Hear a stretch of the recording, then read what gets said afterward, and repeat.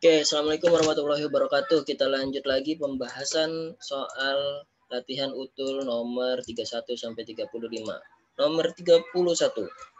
Pada suatu populasi yang terdiri dari 100 orang, terdapat beberapa orang yang menderita albino. Frekuensi gen normal populasi tersebut sebesar 0,7.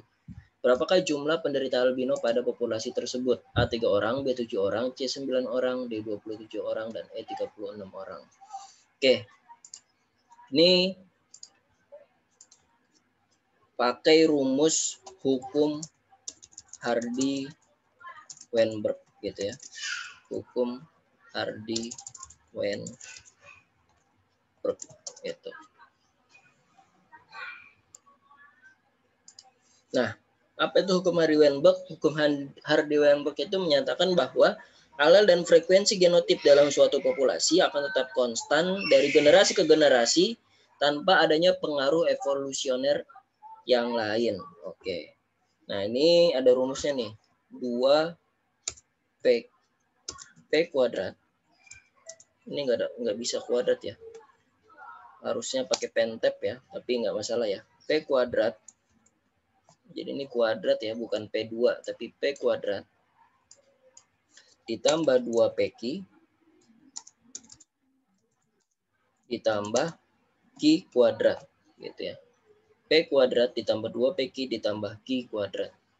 Gitu. Atau enggak, ini dihapus deh, biar kelihatan kuadratnya.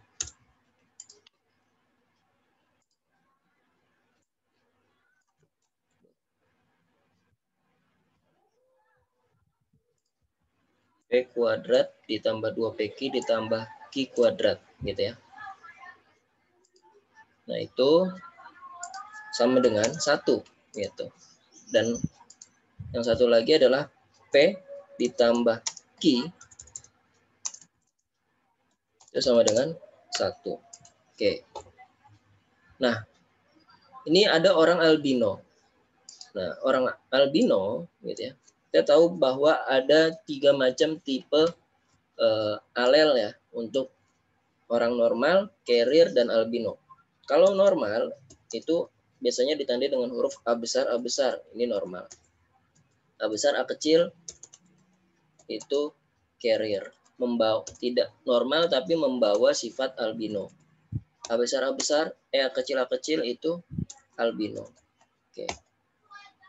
Nah, ini ada yang frekuensi gen normal populasi tersebut sebesar 0,7 gitu. Ini frekuensi gen normal populasi tersebut sebesar 0,7. Berapakah jumlah penderita albino pada populasi tersebut? Oke, gen normal gitu ya. Frekuensinya itu ditandai dengan huruf P. Gitu ya. Ditandai dengan huruf P. Itu jadi kalau bisa dilihat kalau yang rumus ini P kuadrat itu untuk normal, 2PQ itu untuk yang carrier, Q kuadrat untuk yang albino. Nah, P ini frekuensi gen normal, Q frekuensi gen albino gitu. Nah, berarti cara menghitungnya adalah P tambah Q sama dengan 1.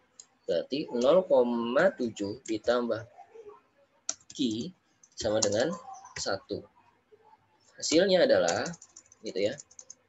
Q sama dengan 1 dikurang 0,7 gitu. Berarti Q sama dengan 0,3. Nah, ini frekuensi untuk yang albino gitu ya. Frekuensi albino.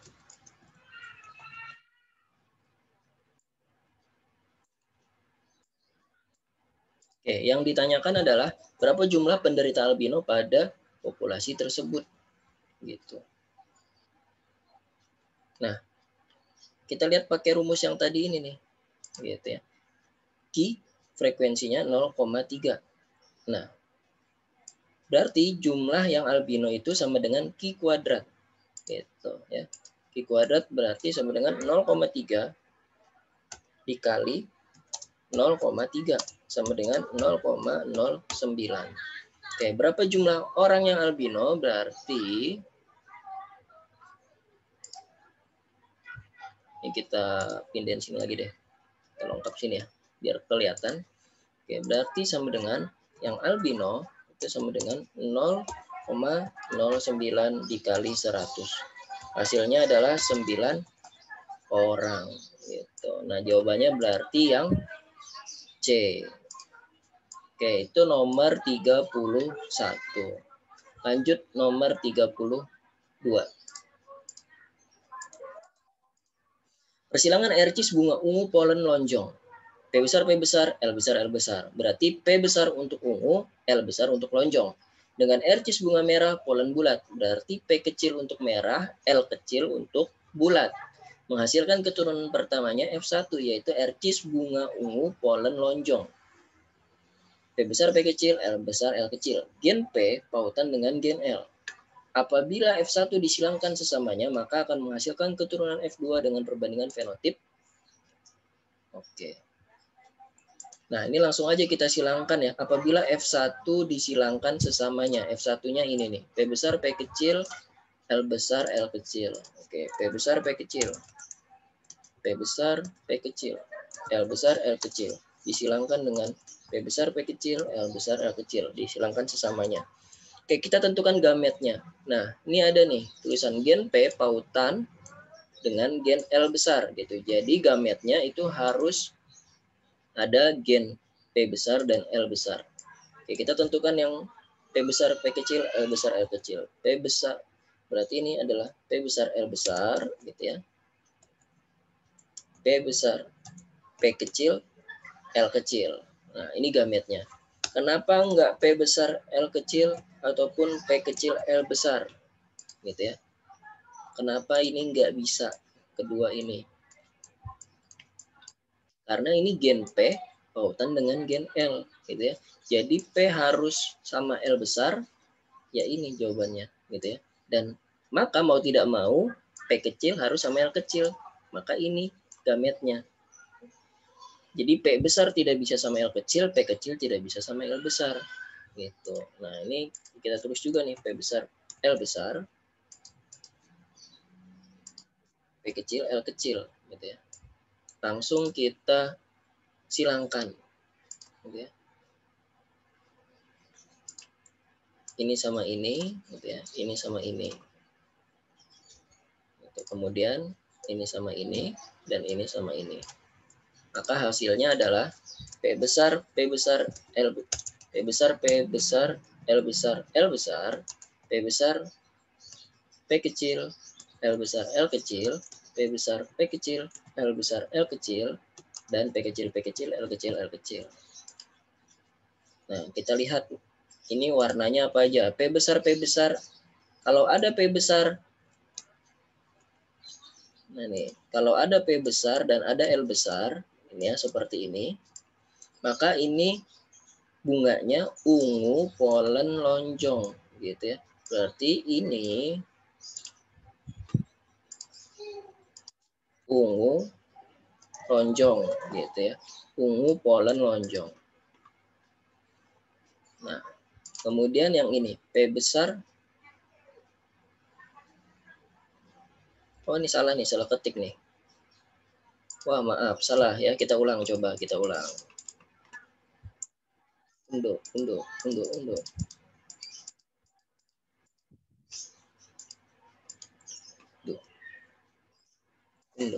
Oke.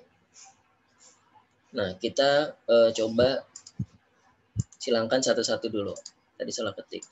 Nah ini, P besar, L besar dengan P besar, L besar. Maka P besar, P besar, L besar, L besar.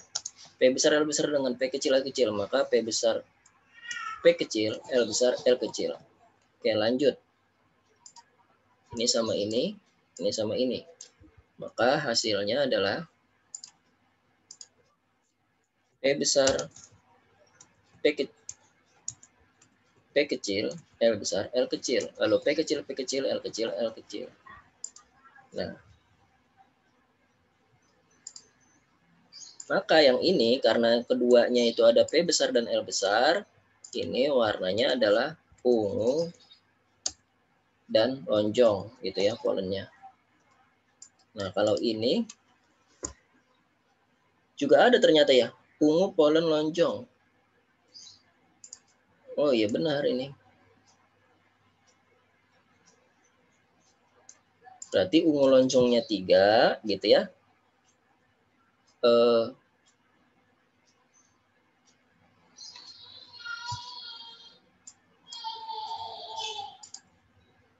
Yang merah bulatnya 1 gitu. Jadi perbandingannya adalah 3:1. Jawabannya adalah yang D. Oke, itu jawabannya. Kirain tadi salah. Lanjut nomor 33. Oke, lanjut nomor 33. Tanaman gandum berbiji besar batang tinggi disilangkan dengan tanaman gandum berbiji batang pendek, menghasilkan gandum dengan genotip B besar B kecil T besar T kecil. Pada persilangan F2, tanaman gandum hasil F1 disilangkan dengan tanaman genotip B besar T kecil T kecil. Rasio fenotip keturunannya adalah, oke. Kita lihat aja nih, pada persilangan F2, tanaman gandum hasil F1 disilangkan dengan tanaman genotip B besar T kecil T kecil. Rasio penutup keturunannya, maka yang mau disilangkan adalah ini ya. Ini F1 disilangkan dengan ini. Oke, tinggal kita silangkan. B besar B kecil T besar T kecil disilangkan dengan B besar T kecil T kecil. Oke, ini kita cari gametnya dulu. B besar T besar, B besar T kecil, B kecil T besar, B kecil T kecil. Ini gametnya B besar T kecil. Nah, tinggal kita silangkan. Ini dengan ini dengan ini dengan ini, dan ini dengan ini. Maka jawabannya adalah B besar T kecil, B besar T kecil T kecil, B besar B kecil T besar T kecil, B besar B kecil T kecil T kecil. Nah, tinggal kita terjemahkan ke dalam bentuk warna gitu ya. Ini besar tinggi. Ini besar tinggi. Oke, berarti besar tingginya ada 2 gitu ya. Besar tingginya ada 2. Besar tinggi 2. Oke, kemudian yang ini B besar T kecil T kecil. Berarti ini besar pendek gitu ya. Ini juga besar pendek. Berarti besar pendek ada 2 gitu. Jadi perbandingannya adalah besar tinggi 2 dan besar pendek 2. Jawabannya yang A. Itu nomor 33. Oke, ini di clear. Nomor 34. Perhatikan informasi tentang mutasi berikut. Hilangnya sebagian kromosom karena patah, perubahan gen kromosom yang disebabkan oleh perbalikan kromosom, perubahan urutan gen pada kromosom dengan terjadinya patah dan membelah, pindahnya satu potongan kromosom ke potongan lain yang bukan homolognya, patahnya kromosom di 2 tempat. Nah, perubahan pada gen dan kromosom tersebut dapat menyebabkan A. Muncul varian baru pada suatu spesies, B. Musnahnya suatu spesies, C. Evolusi pada suatu spesies, D. Muncul gen yang tidak diekspresikan, atau E. Penambahan set kromosom. Oke, yang pertama, hilangnya sebagian kromosom karena patah. Nah, kalau ada kromosom yang hilang, gitu ya, maka nanti penerjemahan kromosomnya akan berbeda. Nah, ini akan terjadi yang namanya mutasi kromosom. Gitu, mutasi kromosom bisa menyebabkan varian baru, gitu ya. Bisa, kalau positif, ya bisa memperkuat ataupun memberikan sebuah penyakit pada makhluk tersebut. Yang kedua, perubahan gen kromosom yang disebabkan oleh perbalikan kromosom. Ini juga mutasi gen. Lalu perubahan urutan pada kromosom dengan terjadinya patah dan membelah. Nah, ini mutasi gen gitu ya. Patah dan membelah. Pindahnya satu potongan kromosom ke potongan lain yang bukan homolognya. Ini mutasi kromosom. Patahnya kromosom di 2 tempat. Nah, ini juga mutasi kromosom. Nah, mutasi itu menyebabkan terjadinya adalah munculnya varian baru pada suatu spesies gitu. Atau juga bisa menyebabkan munculnya penyakit. Seperti itu. Oke, lanjut nomor 35. Seorang laki-laki normal bergolongan darah A yang memiliki ibunya albino bergolongan darah O, menikah dengan wanita albino dan bergolongan darah B. Diketahui ayah dari wanita tersebut bergolongan darah O. Berapakah presentasi kemungkinan anak mereka berkulit normal dan bergolongan darah AB? Oke, ini ada dua macam ya. Yang pertama golongan darah, yang kedua adalah albino. Oke, kita lihat yang laki-lakinya dulu gitu ya. Laki-laki. Nah, laki-laki ini golongan darahnya A yang memiliki ibunya albino. Laki-laki normal, tapi golongan darahnya A, ibunya albino, dan bergolongan darah O. Oke, sebelum kita bahas ini, kita bahas golongan darah dulu. Golongan darah itu, ya ada golongan darah A, ini dengan dua tipe alel, yaitu IA, gitu ya. IA, dan IO. Lalu kalau golongan darah B itu adalah IB, dan IO. Ini maksudnya IO gitu ya. Lalu golongan darah AB ini alelnya IA, IB, dan golongan darah O alelnya adalah IO. Nah, ini untuk golongan darah. Nah, kalau untuk albino, tadi kita sudah bahas ya, alelnya adalah A besar untuk normal, lalu A besar A kecil untuk normal carrier gitu ya, normal tapi membawa, A kecil itu untuk albino. Nah, ini laki-lakinya normal, tapi ibunya albino, berarti bisa dikatakan dia normal carrier atau A besar A kecil gitu kan. Dan golongan darahnya A tapi ibunya O, berarti dia alelnya adalah IA, IO. Nah, ini alel albino dan AL golongan darahnya. Lalu untuk yang perempuan atau untuk yang wanita, ini wanitanya albino, berarti dia A kecil dan golongan darahnya B, tapi ayahnya O, berarti IB, IO. Nah, berapa persentase kemungkinan anak mereka berkulit normal, gitu ya, normal dan bergolongan darah AB? Nah, kita coba silangkan ya. Pertama golongan darahnya dulu, yaitu IA, IO, disilangkan dengan IB, IO. Nah, ini kita cari gametnya, berarti ini gametnya adalah IA dan IO, gitu ya. Lalu yang ini gametnya adalah IB dan IO.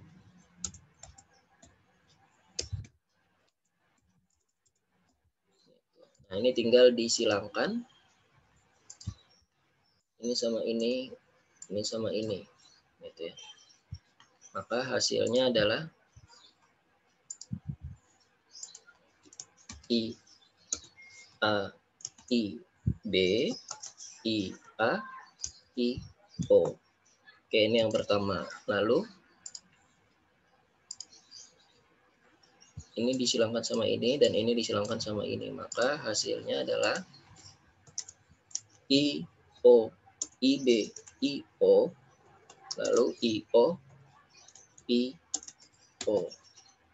Nah, ini bisa kita terjemahkan bahwa kalau IAIB itu golongan darahnya AB. IAIO golongan darahnya A. IBIO golongan darahnya B. IOIO golongan darahnya O. Maka persentase untuk menggolongkan darah AB itu berarti 1/4 gitu ya. 1/4. Atau sama dengan 25%. Ini untuk yang golongan darah. Lalu bagaimana dengan persentase untuk albino? Oke, kita tinggal silangkan aja A besar A kecil disilangkan dengan A kecil gitu ya. Maka ini gametnya adalah A besar A kecil. Yang ini yang perempuan gametnya adalah A kecil. Nah, ini disilangkan. Maka hasilnya adalah A besar A kecil dan A kecil. Maka untuk dia anaknya berkulit normal gitu ya. Ada nih normal carrier gitu ya. maka bisa dibilang adalah 1/2, yaitu 1/2 atau sama dengan 50% gitu. Ini yang normal gitu ya, walaupun carrier. Maka persentasenya adalah berarti 1/4 dikali 1/2 gitu, sama dengan 1/8. Nah, kalau 1/8 itu berapa persen? Adalah 12,5%. Nah, ini berarti jawabannya yang B gitu ya, 12,5%. Oke, itu pembahasan nomor 31 sampai 35 ya, agak panjang karena memang hitung-hitungan. Oke, terima kasih. Untuk pembahasan nomor 36 sampai 40 akan dibahas di video selanjutnya. Assalamualaikum warahmatullahi wabarakatuh.